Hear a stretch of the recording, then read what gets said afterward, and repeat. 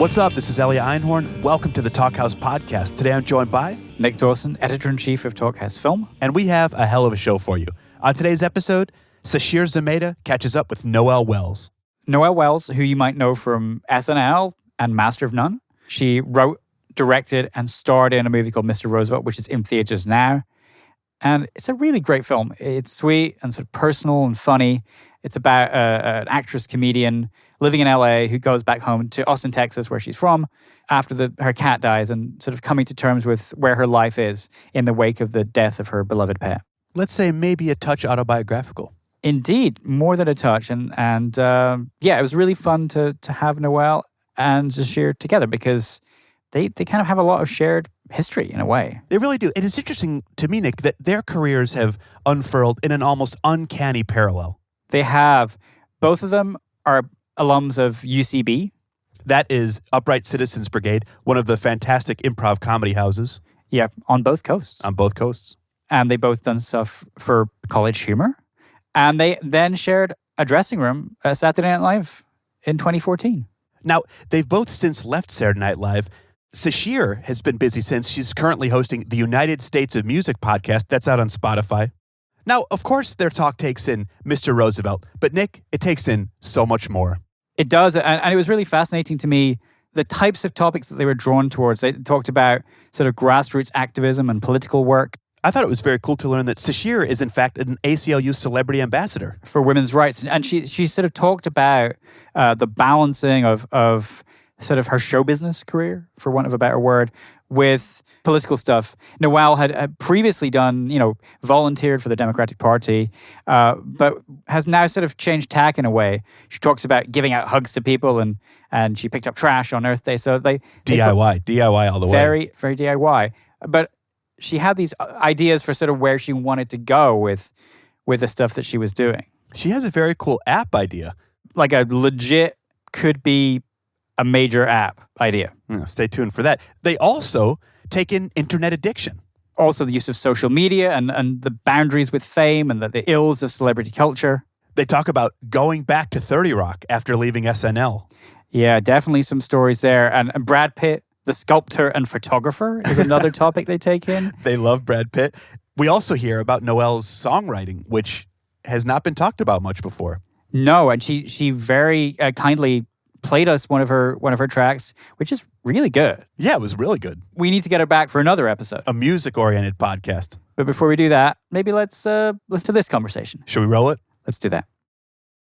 Hi. Hey, girl. How are you doing? I'm good. It's good to see you. It's nice to see you. You just flew in from Boston. I was doing a show at Northeastern and then came in this morning. And now I'm in front of you. Hi. It's really nice to see you. It's really great to see you. Yes. You're always a joy. Oh, that's good. Yeah, I saw you at South by. Yeah, that was fun. That was very fun. I was very nervous. I mean, I'm always Yeah? nervous. Would you describe me as a nervous person? Well, yeah, I would. I think I might actually have gotten over it very good. recently. Yeah. I feel very calm and centered. You're not a nervous person. I think you can be at times nerves. Yeah. A high ball of strung. nerves. But you're confident. Like you wouldn't be doing all the stuff that you're doing if you weren't confident, It's a weird combination of two different versions of me where I'm scared of everything, but then I'm still putting myself in front of the camera Right. and doing all these things that invite criticism, critique, and other reasons for me to hate myself. Right. Yeah. It's a nice balance. Yeah, it's really great. It's cool. You always have struck me as a very calm and confident and together a very still person. Yeah. Do you feel that way? I do. I mean, I definitely get nervous and hate criticism and stuff like that. But I guess, my usual baseline is chill. Yeah, I was about to say chill. And I envy that. And I've been chasing chill for years. But Chasing Chill's a yeah, good Chasing name for Chill. something. Yeah. Yeah, my EDM album, Chasing Chill. Just so people know, we worked at SNL together. Yeah, we shared a dressing room together. We shared a dressing room, and I was so happy that you joined because until you were there, I was completely by myself and alone. And it was really nice to have somebody my age who understood what it was like to be a first-year SNL person there. And I was just very excited that you joined. Yeah. And I was so glad to like, be with a cool girl. You seemed cool. I mean, you are cool. You seemed cool, and now no, just kidding. No, you are cool, and I was like, ooh, this cool. Like she dresses cool. I mean, I don't have to tell you you're talented. You're fiercely talented. So I was glad to be around you. And yeah, so that's us. We were catching up. Yeah, that's us. Now we've moved on to bigger and better things. Hell yeah. Are you working on anything particular right now? I'm actually going to go to Malibu soon to shoot a movie in December. And that's a good time. Wait, is Malibu, it's going to be cold. Will it? I don't know. I feel like it must be a little cold in December. Probably like colder than usual, but warmer than New York for sure. Yes. Yeah, and I'm very excited about that. It's this indie film, and I play a comedian, which is a huge stretch for me, who's in love with her best friend, but her best friend's dating someone. It's like a big old love triangle. Yay! Yeah, congratulations. Thank you. That's exciting. Yeah. Also, how long is the shoot in December? It's like almost the whole month. I'll be there from I'm going to go there right after Thanksgiving, and then I wrap the 20th, December 20th. Cool. Yeah, awesome. Yeah. And you're doing a lot. I'm here in New York for Mr. Roosevelt. Yeah. The film I wrote and I directed it, and I'm in it. I'm very tired. I can imagine, yeah. But we're here because the film's opening in some theaters, which is really cool because it was an indie film and it's gotten distribution, even though it's very limited. And it'll be on Netflix December 26th. Woo! So that's really cool. That's great. Yeah. You were playing your music for me earlier. Is any of your music in the movie? No. So there's a lot of music in my film, and I feel like I've sort of had a personal renaissance with music. I couldn't really hear, this sounds so weird, but for the longest time I was too anxious that I don't think I could really hear music. I could hear lyrics in pop songs, and I could hear like one melody in a song at a time. But recently music has sort of opened up, and I feel like I'm very passionate about it. So there's a lot of music that I love in the film. My ex-boyfriend, who the movie is loosely about, is a musician, and he wrote some songs for it. And then after we wrapped the movie took like a really strange toll on me, and I had been working around so many people that I started playing. I got a guitar and I just was able to play music. And while I've been editing the film, anytime I need to decompress or take some time, I go and I write stuff. So I've been doing that now. That's great. Yeah, that's so great. It's really exciting. It feels a little, I don't know. There's like a little bit of a nervousness to me about, and now the cute girl from Master of None is like, you know what I mean? Like, is trying to play guitar. I went to a party, and I'm always really nervous when people are like, what are you up to? I don't really like telling people, but I was like, maybe I'll just tell them what I'm doing. And I was like, I'm writing music. Yeah. And a girl was like, oh, I could see that. Like, you on a stool with a guitar. And I was like, oh, this is why I don't tell anybody anything, because it's just like exactly what you would think. Yeah. Like, me like a ukulele or something. But as long as you're good at it, Fair. And I feel like the songs are very simple, but I do think that they're good. Like, I feel like they're good.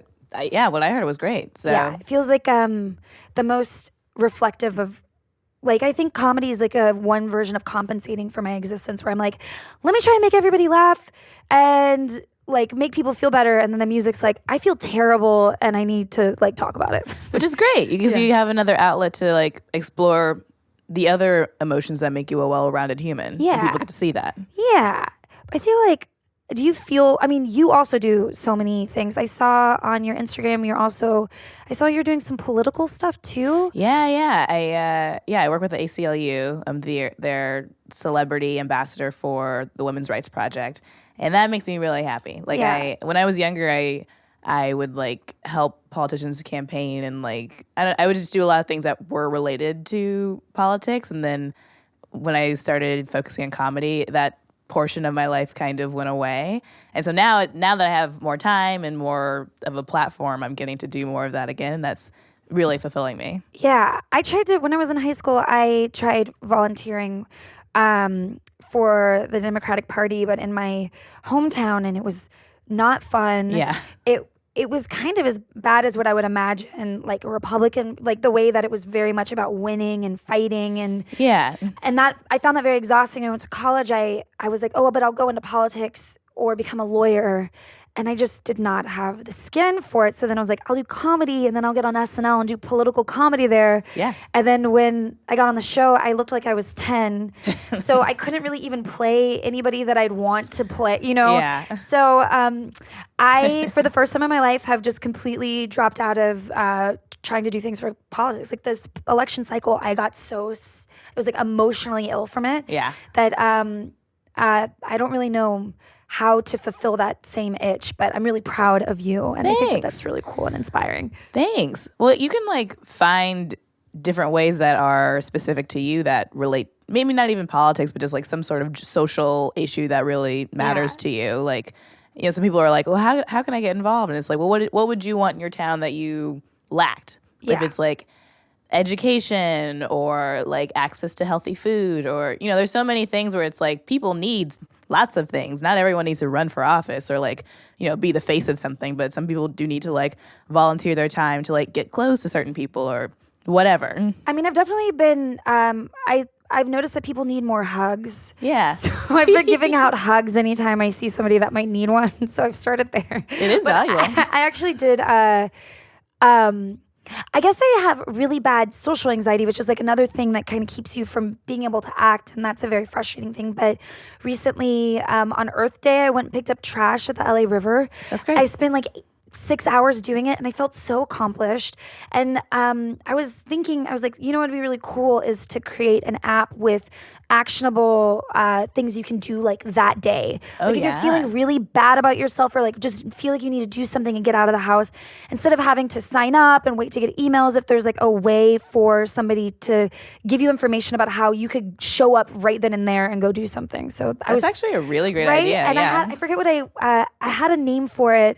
I also had this other idea where it would be called Service Sunday, where people can sign up. And since we don't really have churches, or people don't go to churches as much as they used to, I mean, as a kid, so many more people like had that community touchstone. And I feel like that's just kind of fallen by the wayside in America. Well, I think it's still really important that we get together as a community and remember that we're all in this together. So if there's a way to do similar sort of volunteering campaigns, but that every Sunday at a certain time, you're going to do something, and maybe you're assigned, instead of you having to figure it out, somebody assigns you to something to go do. Yeah. So we call it Service Sundays, but that it's just an idea. These are two great ideas. All right. So someone who knows how to make apps. If anybody, that's all it takes, right? That's really all it takes. Somebody that knows how to make apps, and then I'm sure there's somebody with money that's like, I have too much, I want to help something. Yeah, then they can write it off. Yeah, easy. for sure. Because I'm traveling a lot and I'm in a lot of hotels, I usually take the toiletries, like the shampoo and the conditioner and stuff. One, because it's you can use it like clean your makeup brushes, and also like to shave your legs if you want to do that. But also I read that hotels should throw away all the toiletries, because they don't know if you open them and put Nair in it or poison or something. Right. So they should, after you check out, just throw them away.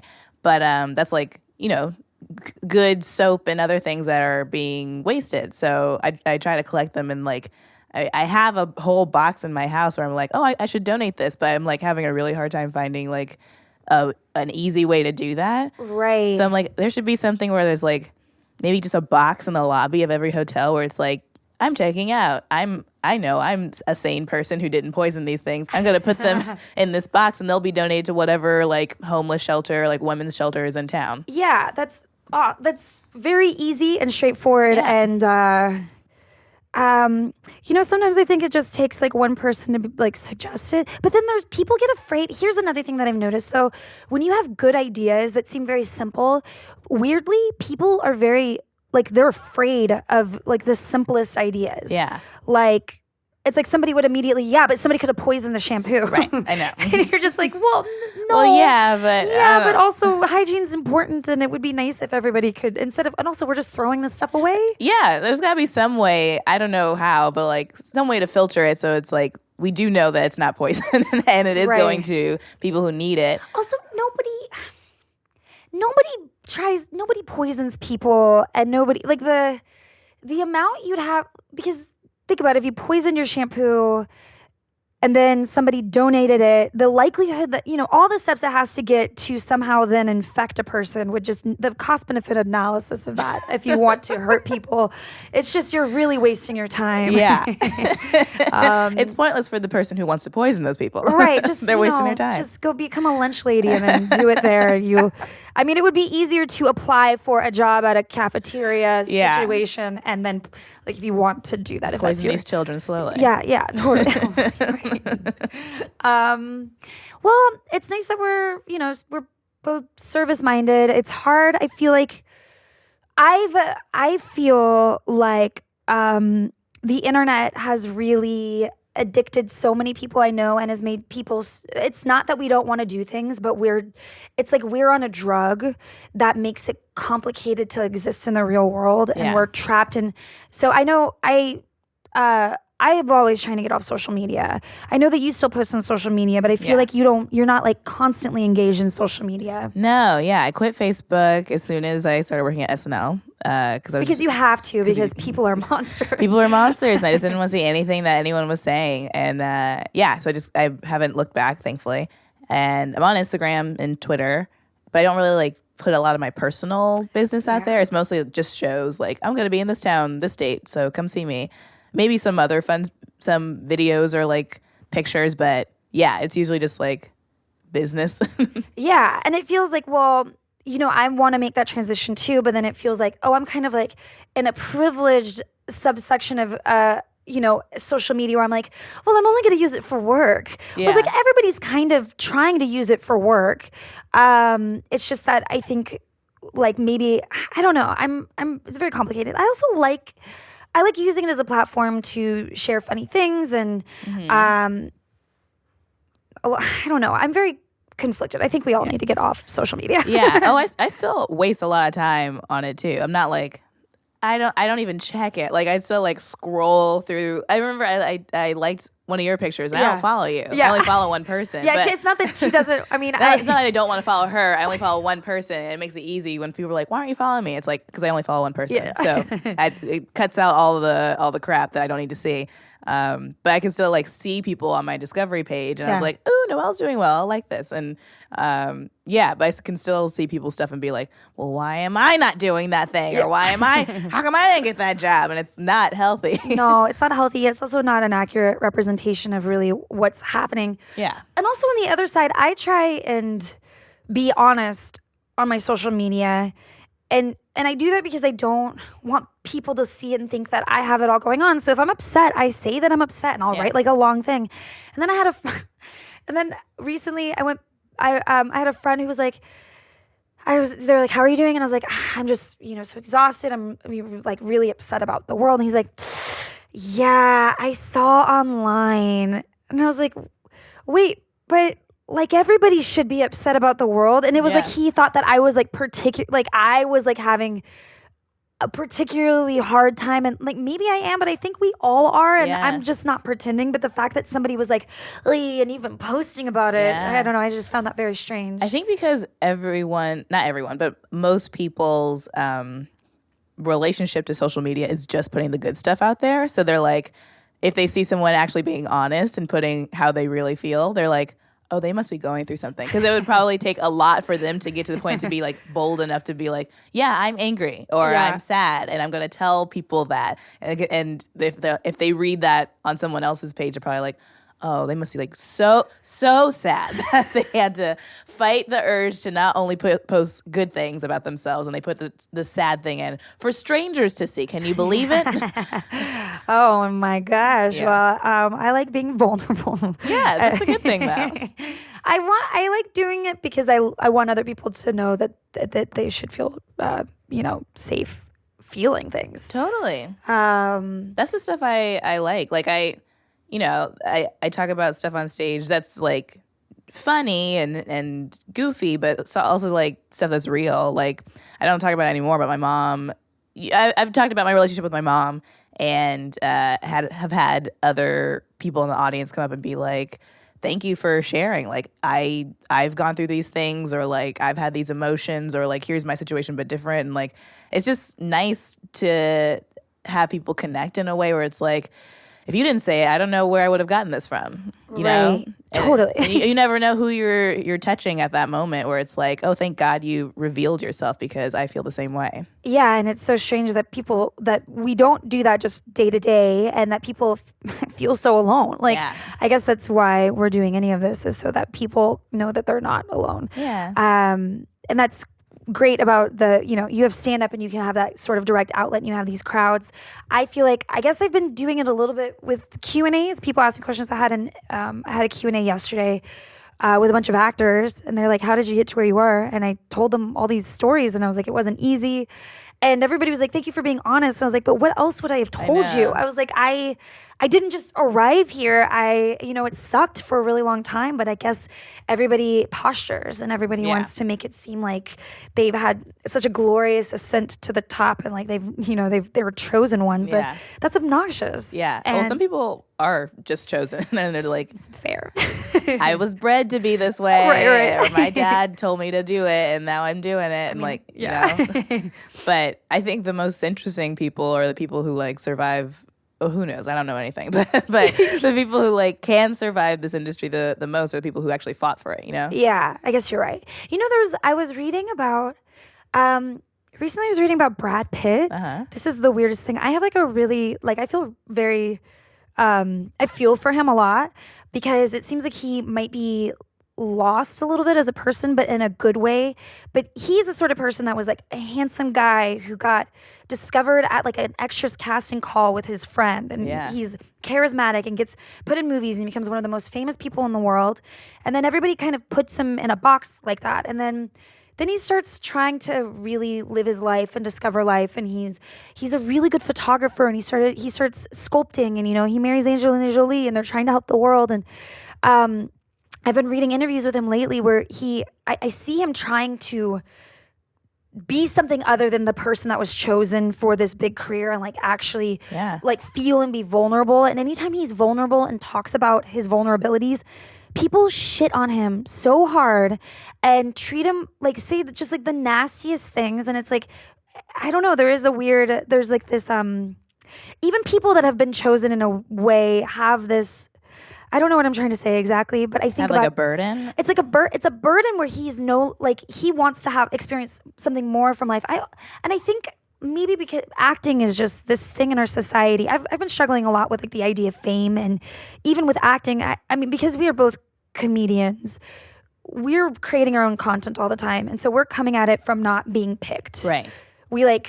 But there's so much in our society where it's like, actors are picked, and so then we decided that they're famous, and now we decide that we can shit on them or do whatever we want. But a lot of people in this industry are actually like creatives, and they're coming at it from a different sort of place. And I think that I'm going on off a tangent, but there's like this an American Idol sort of aesthetic currently with the arts and consumerism, where it's like, well, we voted you in, and you're just a talent, but you don't have anything else, and we can say, I kind of felt this way a little bit about SNL too. For sure. Like, we got picked. Somebody thinks we got picked. It's like they went to a high school, they held like an audition just randomly, and we were the ones who were chosen. It was like, we've been working really hard. Right. We didn't just show up. We didn't just show up, but it's hard for people to understand that. Even like the whole, like, there's blogs dedicated to rating us as if we're not humans, like as if we're not like talented human beings that worked on our craft. And it's like, oh, this person sucked at this week, and this person like was only in this many sketches. And it's like, there's so many factors that you don't even know about behind those doors that like, it's not in our control. If we had our own shows that we were running, then it would look like however we wanted it to be. But it's like, there's so many other things that we're not a part of. It's like, the result is the result. It's just it's gonna be different every week, and we can't predict the outcome. But people are like, well, that must mean that they're bad if they're not in this amount of sketches all the time. And it's like, what?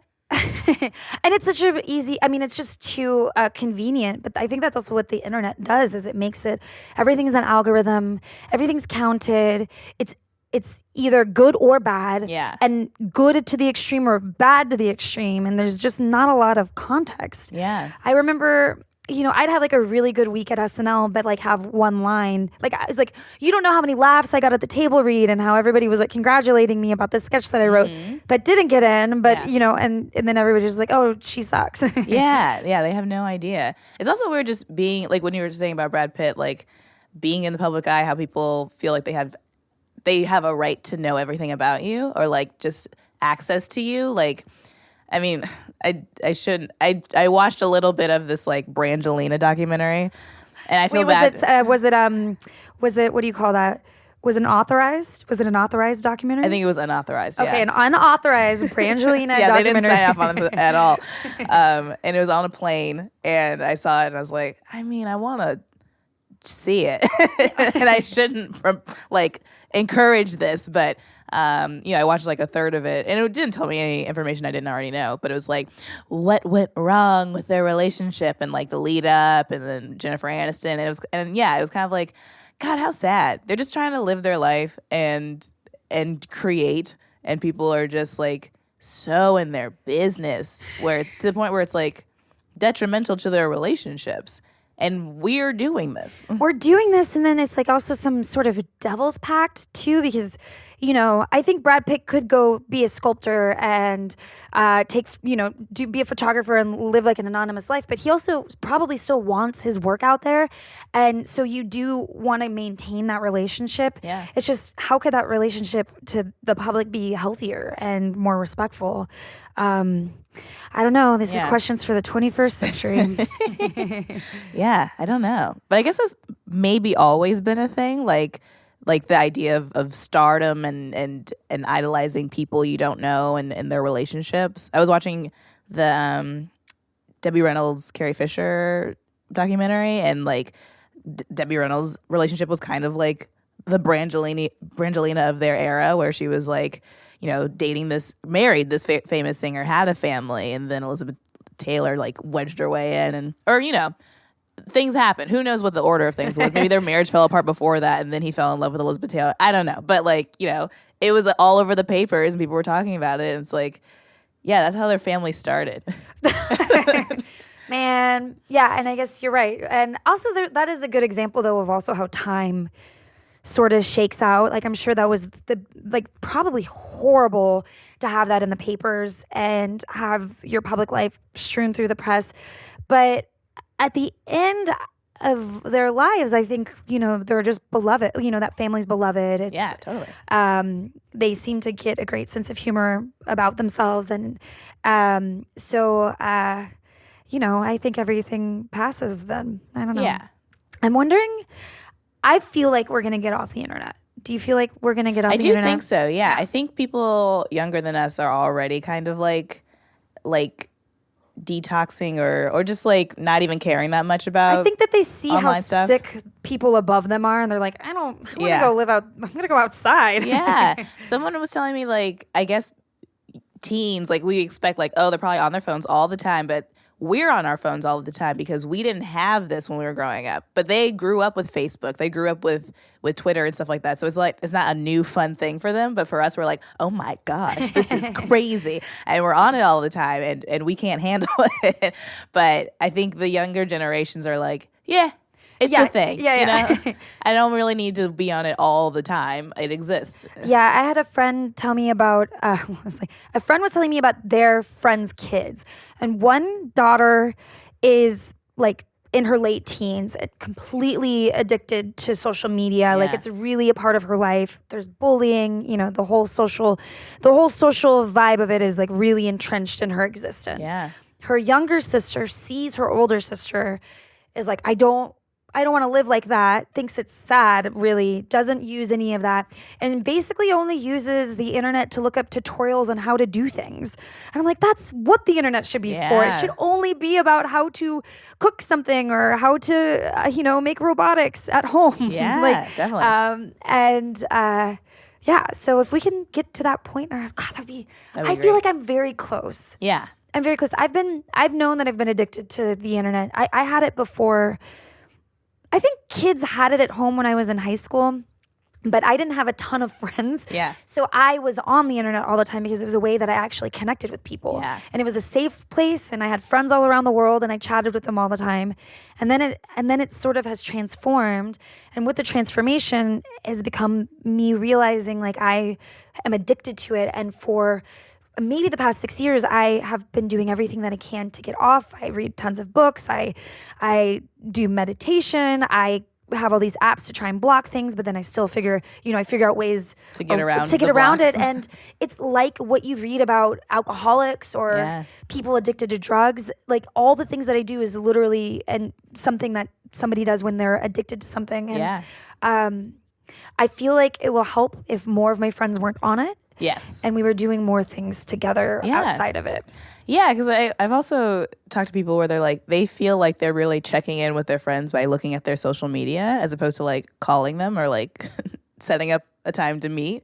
And that needs to go away. That idea is like, well, I just saw you on my screen, so you're fine. Yeah. I know that you're fine, but the other person doesn't know that you're like, that's how you think you're checking in. You got to like call. Yeah, I mean, externally, people are like, oh, you're doing so well, Noel. Your movie's coming out. And I'm like, where were you the past year and a half? Things have not been well. It would have been really nice to hear from you. I needed a couple shoulders to cry on. Yeah, because you never know until you ask, like, how are you actually doing? Yeah, but then when you tell people how you're really doing, they're like, oh.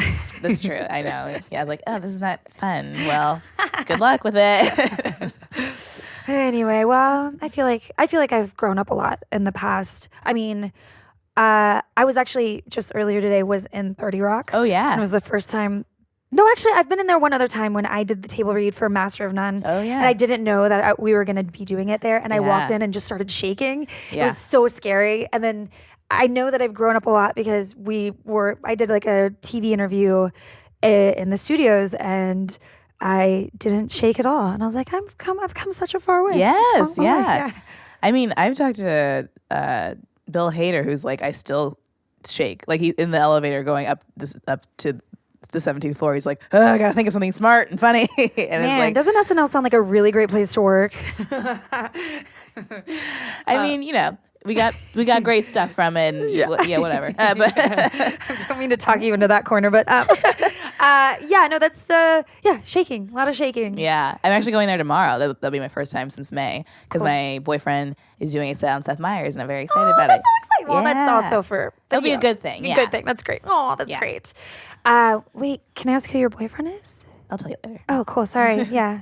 That's another thing where it's like I talk about my boyfriend on stage and like I talk about that I have one, but I'm trying to not put all the information out there because I don't want people to expect that they have access to our relationship, That's totally fair. I actually yesterday gave a couple interviews talking about my ex and called him by his name. And I was like, man, are they going to... I felt really bad. I'm learning how to do this better. It's a learning curve. No one teaches you how to do this stuff. Yeah, you just start thinking you're talking to your friends. And it's like, turns out, you're talking to like random people that have certain agendas. And not only that, even if they don't have an agenda, somebody Googling you could have an agenda. Totally. So I'm sorry, blank, for doing that. My bad. And I'm sure it won't even spread like that. It's always worse in our heads than it actually is. Yeah. Yes, I hope so. I just hope he doesn't have a Google alert.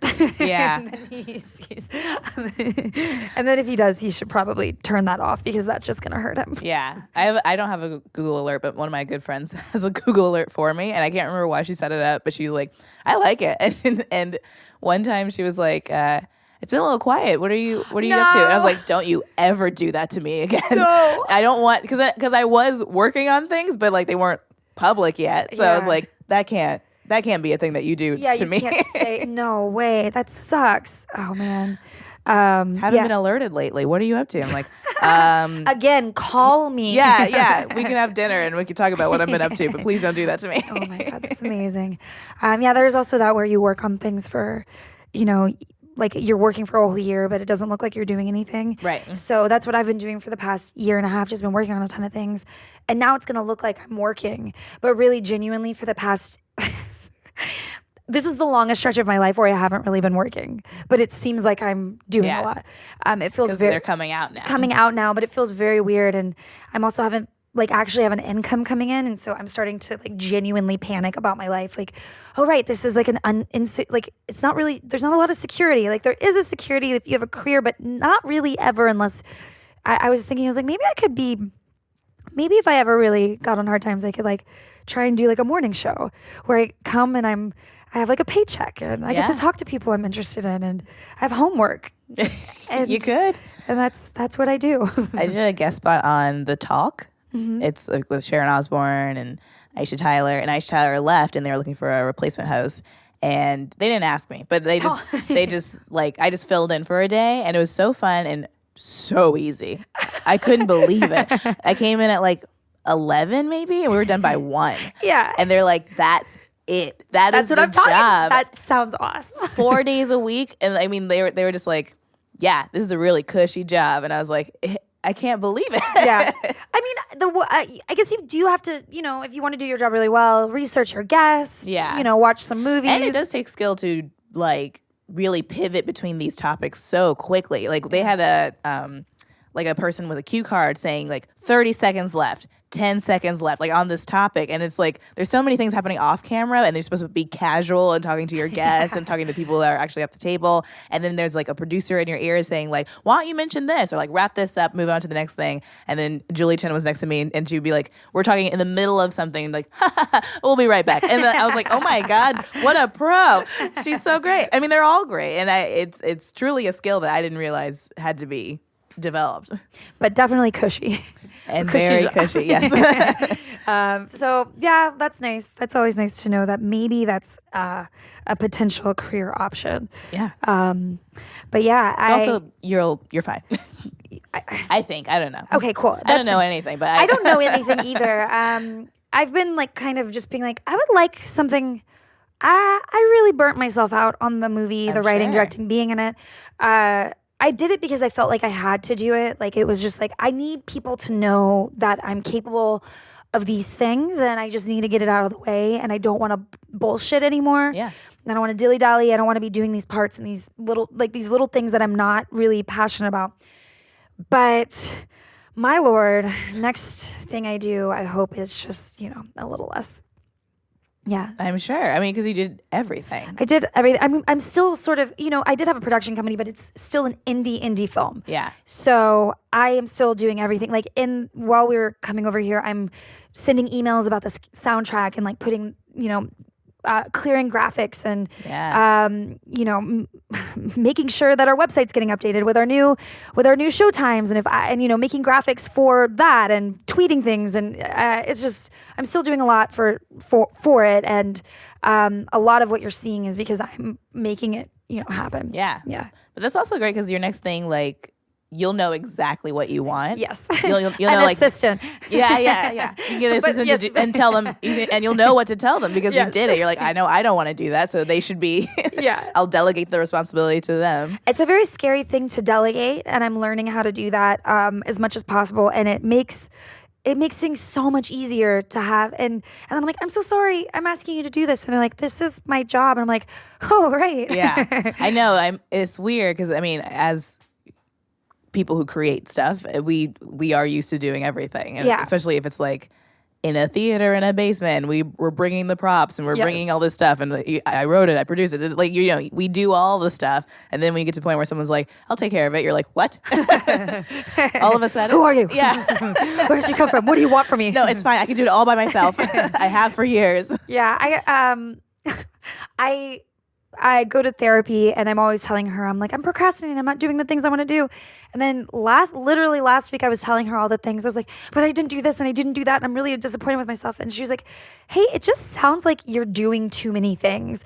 And it was the first time anybody was like, hey, you're doing too much. Yeah. And I think that's just like the American way of like do a million things and have somebody be like, hey, it's okay to feel like you're overwhelmed. Yeah. Because you literally are. Anyway, balance in the new year. Yeah, I can do that to myself too, like work myself into a tizzy where I'm like, oh, I don't even know why I'm doing all these things, but I just said yes. Right. And I think that's like a entertainer thing too, where it's like, yes, and yes, and I'll do it twice if you want, because it's like, oh, someone wanted me for a thing, and that's really complimentary. Well, thank you for doing this. I know we asked you. I said yes. She said yes. I only said, well, yeah, whatever. I was gonna say I only said yes because of you. Okay, good. Oh, that's sweet. It's true. Oh yeah. Oh. Because podcasts are fun, but it's like, oh, there's a friend. This will be fun. Yeah. Well, I feel like hopefully we do have, I do think we'll have long careers ahead of us, and it's so nice that we get to touch base. And Yes. and now we're wrapping up. They gave us the 30 seconds. Oh, okay. All right, and coming up next. But no, seriously, it really means a lot to me. Yeah. And it's so exciting to see you just continue to grow and evolve and get to do all these cool things. And same to you. Yeah, I'm so excited to see everything you're doing, and Cool. can't wait for more. All right.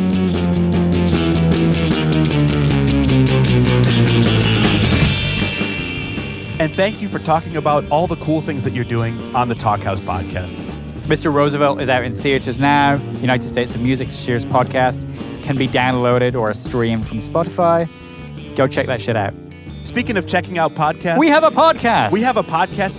Check us out, iTunes, Stitcher, subscribe. And while you're there, Rate and review if you can, because it helps people find the podcast. it helps and that's- people find the podcast. If you enjoy it, It's a good thing. turn people onto it. Don't keep it to yourself. This is a season of Turn giving. people on. I think that's the message we're trying to convey. Turn people on. Now, I'd like to turn you on to our YouTube channel where you can see today's talk in full video. You can also catch talks that we recorded at the flagship Sonos store, like Kathleen Hanna with Meredith Graves, Wayne Coyne from the Flaming Lips and Prince Paul, the hip-hop legend. Todd Barry with Chris Gethard, David Cross, Jean Grey, and Fab Moretti from The Strokes. and so many more. So many more. While you're on YouTube, keep that window open. Go check us out on Instagram, Facebook, Twitter. See how many different social channels you can just barrage us on. We want to hear from you. And each one has exclusive behind-the-scenes content. Follow just one person on each social channel, make it us. We have all your needs. We're talking to you, Sasheer. We know you're a Yeah. selective follower. Today's episode was recorded live at the flagship Sonos store by Mike Tierney and mixed and co-produced by Mark Yoshizumi. Who lights up my life in ways I never knew possible. Like a Christmas tree. Like a fucking Christmas Like a tree. fucking Christmas tree. Till next time, I'm Nick Dawson. I'm Elia Einhorn. We'll see you then. Peace.